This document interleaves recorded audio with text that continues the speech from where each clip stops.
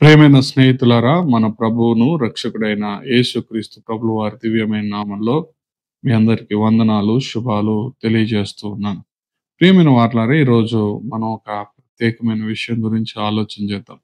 Ruth గ్రంథం మొదటి అధ్యాయం 19వ వచనం నుండి 21 వరకు ఉన్న లేఖన భాగాన్ని నేను చదువుతున్నాను. వారు బెత్లెహేమునకు వచ్చినప్పుడు ఆ ఊరి వారందరూ వారి యొద్దకు గుంపుగూడి వచ్చి, ఈమె నయోమి కదా అని అనుకొనిచుండగా, ఆమె సర్వశక్తుడు నాకు చాలా దుఃఖము కలుగజేసెను గనుక నన్ను నయోమి అనక మారా అనుడి. నేను సమృద్ధి గలదాననై వెళ్ళితిని. యెహోవా నన్ను రిక్తురాలినిగా రాజేసెను. మీరు నన్ను నయోమి అని పిలువనేలా? యెహోవా నా మీద విరుద్ధముగా సాక్ష్యము పలికెను. సర్వశక్తుడు నన్ను బాధపరచునని ఆమె వారితో చెప్పాను. చూడండి, ఈ మాటలు చదివినప్పుడు నయోమి చేసిన పని సరైందే కానీ దేవుడు తన పైన విరుద్ధ సాక్ష్యము పలికినట్లుగా నయోమి తెలియజేస్తుంది.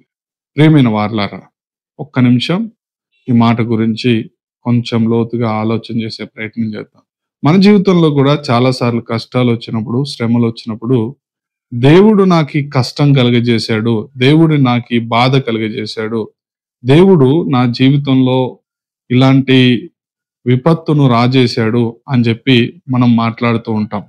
ఈ మాటలు వింటున్నప్పుడు దేవుడు ఒక క్రూరుడిగా, దేవుడు ఒక పగ తీర్చుకునేవాడిగా మనకు కనబడుతూ ఉంటాడు.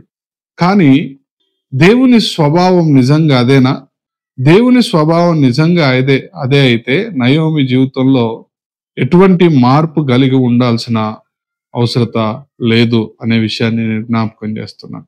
అసలుకు నయోమికి వచ్చిన కష్టము దేని వలన వచ్చింది అని ఆలోచన చేస్తే, బెత్లెహేంలో వారు ఉన్నప్పుడు కరువు వచ్చింది. కరువు వచ్చినప్పుడు వెంటనే వారు మోయాబుకు వెళ్ళడానికి డిసైడ్ అయ్యారు. ఒక మాటలో చెప్పాలంటే, మోయాబు అనేది దేవుడు అసహ్యించుకునే ప్రాంతం.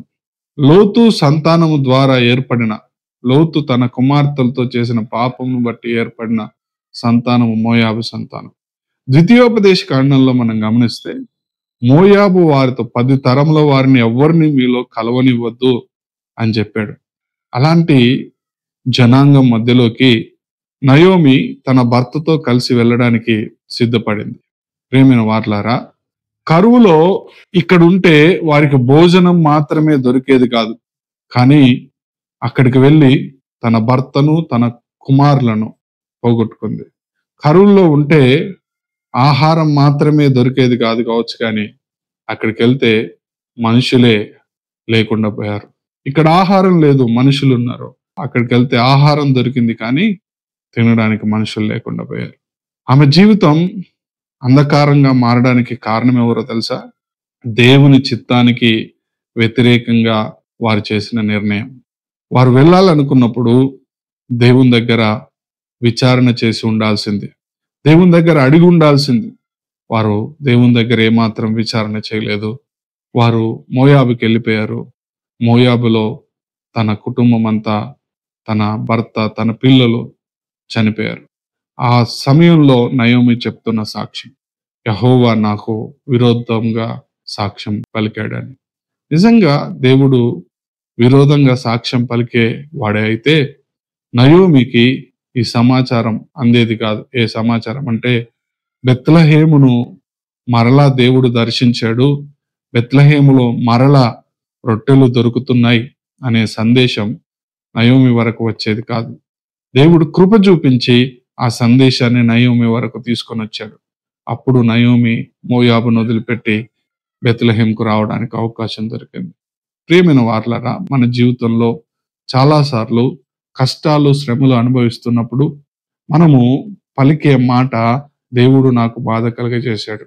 చాలాసార్లు మన కష్టాలు మన అవిధేయతకు గుర్తులు. చాలాసార్లు మన కష్టాలు మన విశ్వాసానికి పరీక్షలు. చాలాసార్లు మన కష్టాలు దేవుని చిత్తములో మనము నడుస్తున్నామా లేదా అని పరీక్షించడానికి దేవుడు అలో చేసే విషయాలు. కాబట్టి మనం చాలా జాగ్రత్తగా ఏ కష్టము వలన ఏమి దేవుడు మనకు నేర్పించాలనుకుంటున్నాడో గుర్తుపెట్టుకొని దేవుని వైపు చూస్తూ కొనసాగాల్సిన వారమై ఉన్నాము. కానీ దేవుని పైన నిందలు వేయాల్సిన వారము కాదు అనే మాటను జ్ఞాపకం చేస్తూ ఈ మాటలు ముగిస్తున్నాను. దేవుడు మిమ్మల్ని దీవించి ఆశీర్వదించును గాక. ఆమేన్.